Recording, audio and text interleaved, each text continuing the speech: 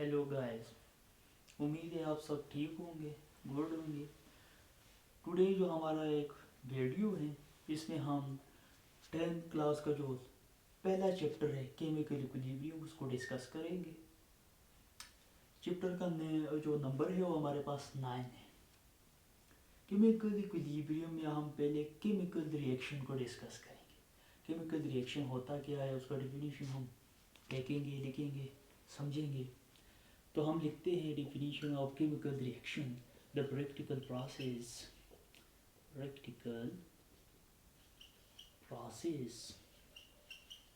in which old bond break down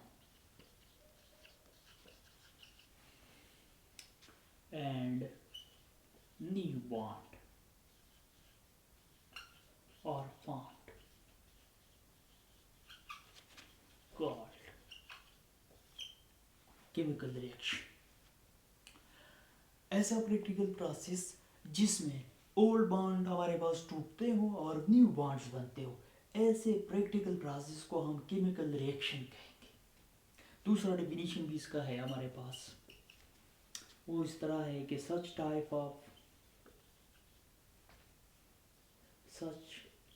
type of process in which changes occur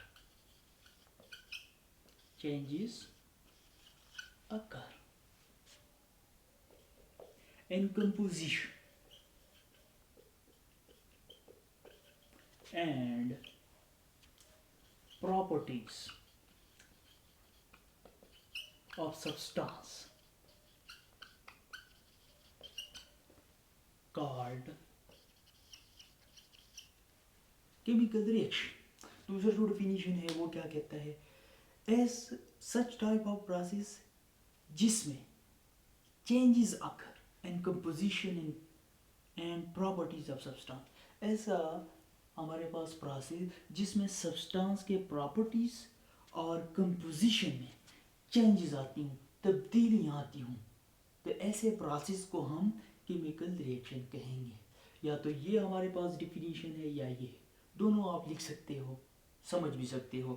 यानी ऐसा process या practical process या ऐसा process जिसमें सब्सटेंस के प्रॉपर्टीज और कंपोजिशन में चेंज आती हो, वो कहलाएगी हमारे पास केमिकल रिएक्शन। याद रहे कि जब भी केमिकल रिएक्शन होगा, in the result of chemical reaction new substance are formed. जब भी केमिकल रिएक्शन होगा, न्यू सब्सटेंस हमारे पास बनेंगे। ये बात आपको याद रहनी चाहिए। न्यू सब्सटेंस और form in the result of chemical reaction. दूसरा जो इसका पॉइंट है, हमारे पास सब्सटेंस जो है, ठीक है, केमिकल रिएक्शन में लूज करेंगे अपनी जो प्रॉपर्टीज है, लूज प्रॉपर्टीज। जब भी केमिकल रिएक्शन होगा तो सब्सटेंस अपनी प्रॉपर्टीज को लूज करेंगे।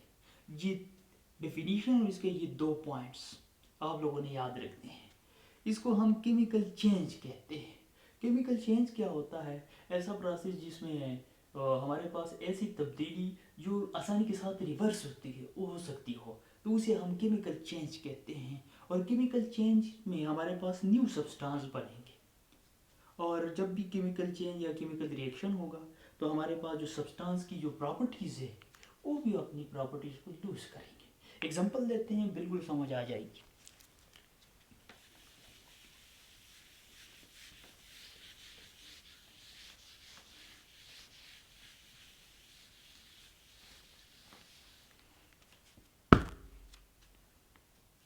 अब है इसके एग्जांपल्स।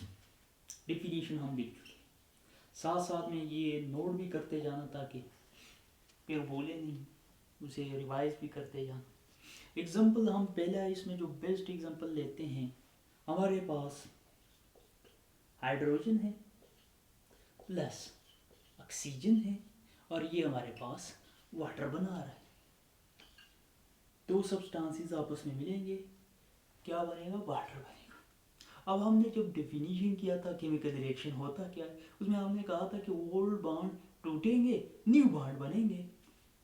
तो देख लो हाइड्रोजन का जो आपस में बॉन्ड है ये टूट जाएगा, साथ में ऑक्सीजन का जो बॉन्ड है, ठीक है, ये इसके जो ओल्ड बॉन्ड्स है टूट जाते हैं, इधर हमारे पास इसके न्यू बॉन्ड्स बन जाते हैं। तो ऐसा प्रैक्टिकल प्रोसेस जिसमें ओल्ड बॉन्ड टूटते हो और न्यू बॉन्ड्स बनते हो उसे हम कहेंगे केमिकल रिएक्शन। दूसरा पॉइंट भी मैंने आप लोगों को बताया था कि जब भी केमिकल रिएक्शन होगा तो न्यू सब्सटेंस बनेगा। अब देख लो ये हाइड्रोजन गैस है, ठीक है, और ये ऑक्सीजन गैस है, डिफरेंट चीज़ें हैं। हाइड्रोजन की ये है कि जब भी हम फायर करेंगे, ठीक है, आग लगाएंगे, तो ये जो हाइड्रोजन है ये कैच द फायर, यानी फायर को खींचता है। और ऑक्सीजन जब भी उसको हम मुहैया करेंगे तो वो फायर को इंक्रीज करेंगे, ठीक है, ये इसकी प्रॉपर्टी। लेकिन जब ये दोनों मिल जाते हैं एक न्यू सब्सटेंस बन जाता है वाटर, और वाटर आग के साथ क्या करता है, तो इधर इसकी प्रॉपर्टीज डिफरेंट हो गई कि नहीं। ये आग खींचता है और ये उसमें मदद करता है कि आग लग जाए, और ये जब ये दोनों मिल जाते हैं तो वाटर बन जाता है और वाटर आग को बुझाता है। ये एक एग्जांपल है हमारे पास। दूसरा एग्जांपल ले लेते हैं, हमारे पास है HCl, इसको मैं इस तरह लिख लेता हूँ HCl प्लस, हमारे पास है सोडियम हाइड्रोक्साइड, एक हमारे पास एसिड है और दूसरा हमारे पास बेस है। अब ये दोनों आपस में रिएक्शन कर लेंगे, जब ये दोनों रिएक्शन कर लेंगे तो होगा क्या, हमारे पास बन जाएगा NaCl प्लस, साथ में हमारे पास बनेगा H2। देख ले इस रिएक्शन में ये है हमारे पास HCl के दरमियान ये बॉन्ड और ये है सोडियम हाइड्रोक्साइड के दरमियान ये बॉन्ड। ये बॉन्ड टूट जाएगा, ये बॉन्ड टूट जाएगा, ये OH और ये हाइड्रोजन आपस में मिल जाएंगे और ये जो NaCl है ये आपस में मिल जाएंगे। मतलब क्या कि इधर ये जो ओल्ड बॉन्ड थे सोडियम और OH के दरमियान और हाइड्रोजन और क्लोरीन के दरमियान जो बॉन्ड था ये टूट गया है। अब न्यू बॉन्ड बनेंगे किसके दरमियान, NaCl, ये देख NaCl के दरमियान बॉन्ड बन गया और ये H2O के दरमियान बॉन्ड बन गया, न्यू बॉन्ड्स आपके पास बन गए। इधर देख लो ये है एसिड, ये है बेस, ये डिफरेंट चीज़ें हैं। एसिड आपके हाथों के ऊपर लगेगा तो डैमेज करेगा आपके टिश्यू को। इसी तरह ये जो सोडियम हाइड्रोक्साइड है ये सोप में यूज़ होता है, और इधर जो NaCl है वो हमारे पास नमक है। अगर किसी सालन में नमक ना हो तो उस सालन को हम फिर पसंद ही नहीं करते, ठीक है। तो डिफरेंट इसकी प्रॉपर्टीज अब आ रही है। इधर एसिड है जो स्ट्रॉन्ग एसिड है जो हमारे टिश्यूज को यानी नुकसान पहुंचा सकते हैं। ये रिएक्शन था। दूसरा एक और रिएक्शन ले लेंगे, हमारे पास है CH4 मीथेन गैस, और अगर हम इसको ऑक्सीजन की मौजूदगी में आग लगाएंगे, ठीक है, तो ये जो CH4 है ये जल जाएगा और हमारे पास प्रोड्यूस करेगा कार्बन डाइऑक्साइड, साथ में H2O करेगा और हीट प्रोड्यूस कर देगा। अब इस रिएक्शन में देख ले, ये है मीथेन और ये है ऑक्सीजन गैस। हमने इसको आग लगा दिया, ठीक है, यानी बर्न कर दिया, तो हमारे पास ये है CH4 ऑक्सीजन, ये किसी और चीज़ में कन्वर्ट हो गया, कार्बन डाइऑक्साइड, H2O और हीट। और हमने कहा था जब भी केमिकल रिएक्शन होगा तो हमारे पास न्यू सब्सटेंसेस बनेंगे, इधर कुछ और सब्सटेंस है उधर कुछ और सब्सटेंस। उम्मीद है केमिकल रिएक्शन की समझ आप लोगों को आ चुकी होगी ये। और इसके और भी एग्जांपल्स है, अगर आप फोटोसिंथेसिस को लेते हो तो इधर हमारे पास कार्बन डाइऑक्साइड होगा, ठीक है, ये होगा, और इधर हमारे पास H2O होगा, वो रिएक्शन कर लेगा तो हमारे पास ग्लूकोज बना देगा। इधर ये बैलेंस हमने नहीं किया हुआ, इधर ये ग्लूकोज बन गया, ये है वाटर, ये है कार्बन डाइऑक्साइड, एक डिफरेंट सी चीज़ बन गई। ये स्वीट होता है, हालांकि आपको पता है वाटर स्वीट नहीं होता, उसका कलर भी नहीं होता और ना उसका कोई स्मेल होता है, तो ना जायका है ना स्मेल है और कलर भी। और इधर आपके पास ग्लूकोज है, उसका स्वीटनेस जायका होता है। अच्छा, इसके बाद हम साइन ऑफ केमिकल रिएक्शन पढ़ेंगे कि केमिकल रिएक्शन के अलामात क्या होंगे, किस तरह हमें पता लगेगा कि केमिकल रिएक्शन हो चुका है। तो उसे भी देखते हैं।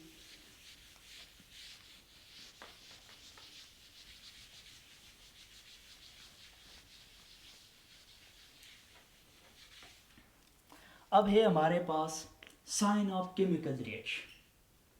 साइन ऑफ केमिकल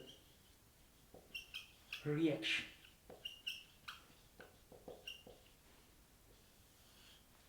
अब साइन ऑफ केमिकल रिएक्शन क्या? पहला इसका जो साइन है, ठीक है, अलामत है या हमारे पास जो निशानात है केमिकल रिएक्शन, एक रिएक्शन हुआ है केमिकल, तो वो है हमारे पास पहला फॉर्मेशन ऑफ प्रेसिपिटेट। प्रेसिपिटेट जब भी केमिकल रिएक्शन होगा, ठीक है, या कोई भी रिएक्शन हो और उसमें क्या बन जाए, प्रेसिपिटेट बन जाए, पीपीटी, तो हम कहेंगे कि केमिकल रिएक्शन हुआ है। फॉर एग्जांपल आपके पास है वॉशिंग सोडा, सोडियम कार्बोनेट, और इसका रिएक्शन हमने कर लिया मैग्नीशियम सल्फेट से। अब ये दोनों रिएक्शन कर लेंगे, होगा क्या, मैग्नीशियम इनकी जगह आ जाएगा, सोडियम इनकी जगह आ जाएगा, तो ये रिएक्शन हमारे पास हो जाएगा सोडियम सल्फेट प्लस ये मैग्नीशियम और कार्बोनेट। अब इधर देख लो, ये जो मैग्नीशियम कार्बोनेट है इसके वाइट प्रेसिपिटेट बन जाएंगे। और याद रहे कि जब प्रेसिपिटेट बनते हैं तो वो आपके बर्तन में या जो आपने कंटेनर दिया हुआ है या जो आपने लैब में फ्लास्क दिया हुआ है उसके बॉटम में चला जाएगा या दरम्यान में से सस्पेंड होगा, वाइट प्रेसिपिटेट उसमें बन जाए। अगर किसी रिएक्शन में या किसी प्रोसेस में आपके पास वाइट प्रेसिपिटेट बन गए या प्रेसिपिटेट बन गए तो ये हमें पता लग जाएगा कि केमिकल रिएक्शन हुआ है। ये पहली इसकी अलामत है। दूसरी इसकी अलामत ये है कि जब भी केमिकल रिएक्शन हो जाए, ठीक है, अगर उस रिएक्शन का कलर चेंज हो जाए तो हम कहेंगे कि ये जो रिएक्शन था ये केमिकल था या इसमें हमारे पास केमिकल रिएक्शन हो चुका है, ये हम कह सकते हैं। Change in colour, change in colour, अगर कलर में हमारे पास चेंज आ जाए तो ये इसका सबूत होगा कि केमिकल रिएक्शन हमारे पास हो चुका है। मिसाल के तौर पर एग्जांपल हम लेते हैं, एप्पल है आपके पास, एप्पल को आप चूरी से जब काट लोगे और 2 मिनट या तो 3 4 5 मिनट रख लोगे तो उसका जो कलर है वो चेंज हो जाता है, तो इसका मतलब है कि केमिकल रिएक्शन हो चुका है। ये एक एग्जांपल है। दूसरा है, आपने रस्टिंग ऑफ आयरन देखा होगा, रस्टिंग ऑफ आयरन। रस्टिंग क्या होता है, जंग लग जाना, किसको, आयरन को। आपने किसी दरवाजे को देखा हो, अगर उसको जंग लग चुका हो तो उसका कलर डिफरेंट ऑरेंज जैसा आपको नजर आएगा। जब उस आयरन का कलर चेंज हो रहा है तो इसका मतलब है कि केमिकल रिएक्शन उसके साथ हो चुका है। एक और इंटरेस्टिंग है रिएक्शन हमारे पास, जब कॉपर ये रिएक्शन करता है ऑक्सीजन, हमारे पास H2O और कार्बन डाइऑक्साइड, ठीक है, इसका कलर होता है ब्राउन। क्या होता है, ब्राउन।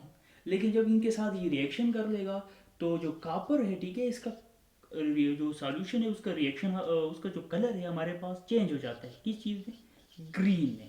जब भी इस सॉल्यूशन का कलर चेंज हो जाए ग्रीन में तो इसका मतलब यही है कि केमिकल रिएक्शन हो चुका है। ये इसकी दूसरी अलामत थी, किस चीज़ की, केमिकल रिएक्शन की। अब है हमारे पास change in temperature, change in temperature. अब तीसरा जो अलामत है केमिकल रिएक्शन का वो है चेंज इन टेम्परेचर। तीसरा,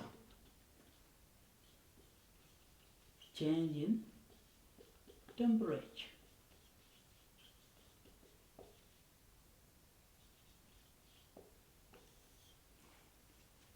तीसरा, जब भी केमिकल रिएक्शन हुआ या कोई रिएक्शन हो जाता है और उसमें उस सॉल्यूशन का जो टेम्परेचर है वो चेंज हो तो हम कहेंगे कि ये एक केमिकल रिएक्शन हो चुका है। मिसाल के तौर पर आपने पानी में चूना डाल दिया, कैल्शियम ऑक्साइड, ठीक है। पानी में जब हम जिंदा जो चूना होता है उसको हम डाल देते हैं, जो जो जिस बर्तन में हो पानी, और उसमें आपने डाल दिया चूना जिंदा, तो वो जो बाल्टी है वो गर्म हो जाएगी, या वो जो बर्तन है वो भी गर्म हो जाएगा। यानी उससे उसमें टेम्परेचर आपके पास आ गया है, टेम्परेचर एवॉल्व हुआ है, रिलीज हुआ है। तो ऐसा प्रोसेस जिसमें टेम्परेचर इंक्रीज होता हो या चेंज होता हो या कम होता हो, तो ऐसे प्रोसेस को हम कहते हैं कि केमिकल रिएक्शन, ये उसकी अलामत होगी। या आपने माचिस की तीली लगा दी, वो भी टेम्परेचर चेंज हो जाता है, तो वो भी हमारे पास केमिकल रिएक्शन है। जो फोर्थ नंबर इसकी अलामत है वो है हमारे पास